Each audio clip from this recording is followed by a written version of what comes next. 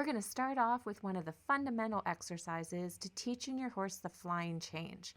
This exercise is going to help you troubleshoot where your horse is going to have the most problems in the future. So come on, let's check out exercise number 1.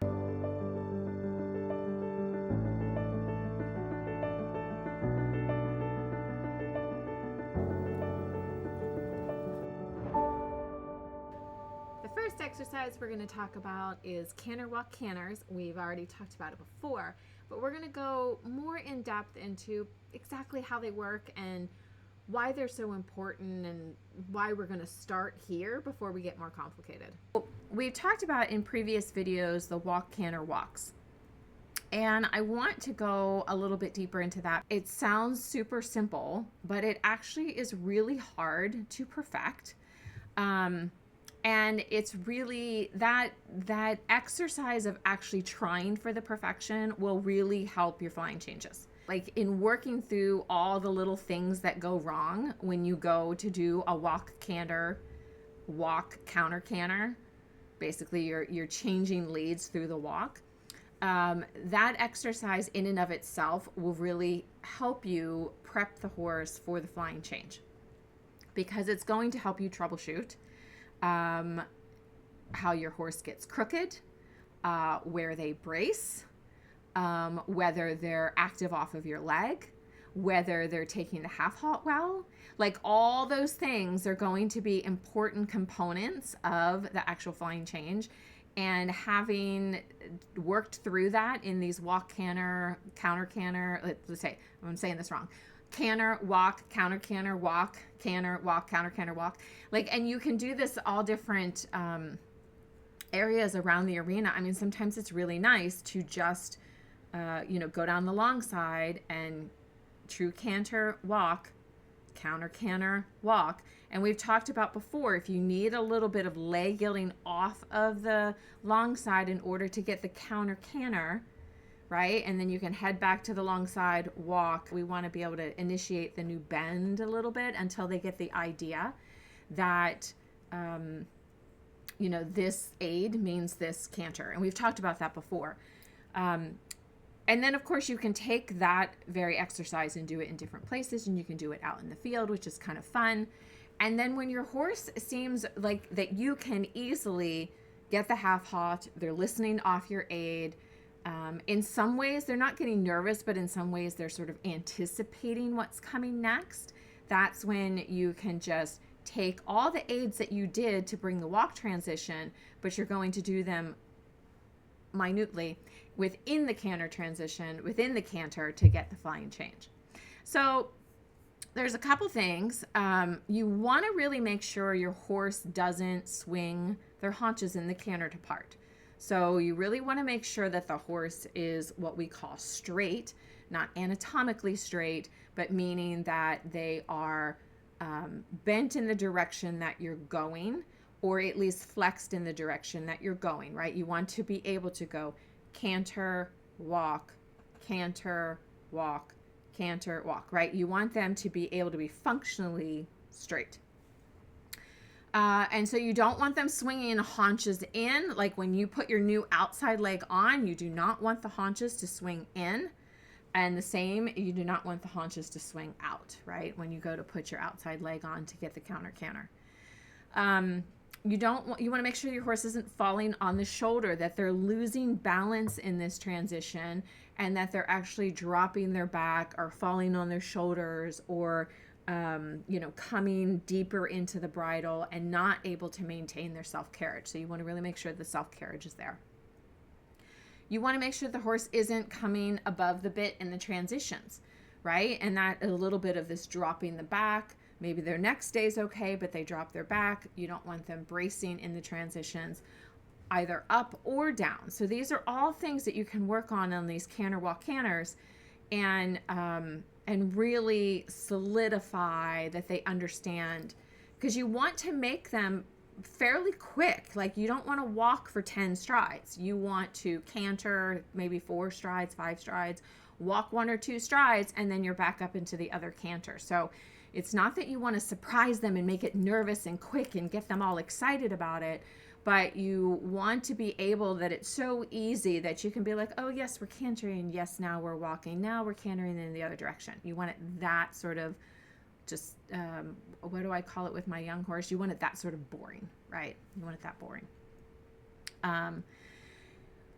You also want to make sure that the horse strikes off promptly. So you're going to have trouble with the changes if you canter and you walk and you go to the next canter and you ask and they're like, and then they canter. You don't, again, it's not that you want to get after them or make them hot or make them nervous about it, but you want to school it so that when you ask for the new canter that they're like, da-da-dump, right into the canter. No big deal. Right? It's no hesitation. It's no getting nervous. It's no dancing around. It's no bracing. It's no falling apart. It's no swinging body parts around. It's just very like, oh, now we're walking. Okay, now we're cantering. You want to make sure that you're really riding the horse from the back to the front. So anything that you do by taking back with your hands, even energetically, I know that sounds kind of weird, but you can see these people that like, they ride and their hands aren't moving, but there's some sort of way that the horse is like always kind of backing off the hand. You really need to make sure that you're riding the hind end in these transitions because you want to have that jump in the canter and you want the change to initiate behind first, right? That's how you get clean changes. If they're initiated up front first, then they're going to be late behind, and you do not want that. It is better to prevent that from ever happening than having to correct that if it actually starts to develop as a habit.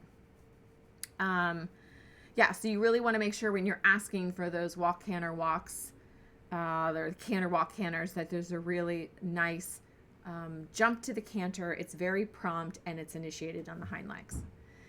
And then the other thing, we've talked about this before, you really want to make sure that the horse picks up whatever lead that you're asking for, no matter where you are in the arena. So it is like it's like a mental thing. It's like a muscle memory thing with horses, that if they just get down that this means right lead canter and this means left lead canter, and that you can do that wherever you are and they will pick up the correct lead, that is a good sign that you're ready then for the changes. Now, obviously, you wouldn't ask when you're first starting the changes, you wouldn't ask for the changes in a complicated place. You would ask when they would want to change, right? That's part of the thing, is like set them up so that they actually would it would be easier to change. But you want into that initial canter walk canters, you want to be able to kind of ask them wherever. So if you're going to the left and you come down to the corner, that you can still canter right in the corner, okay, even though you're going left. Like, you want to have that amount of control over the canter. So it's like pretty simple, but it's boring. It's really boring.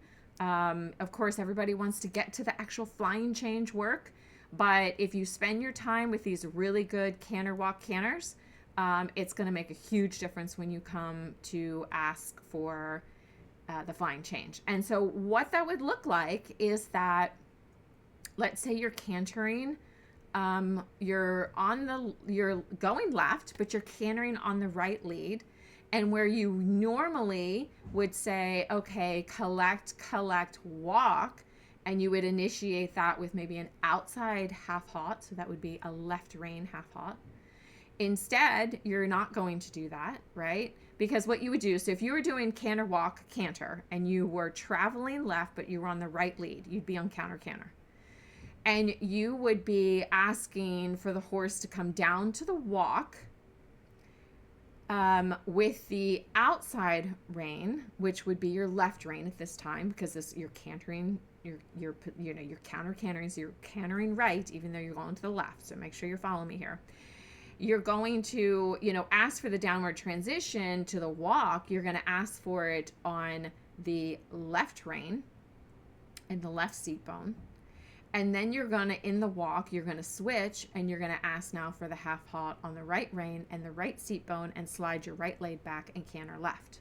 Okay?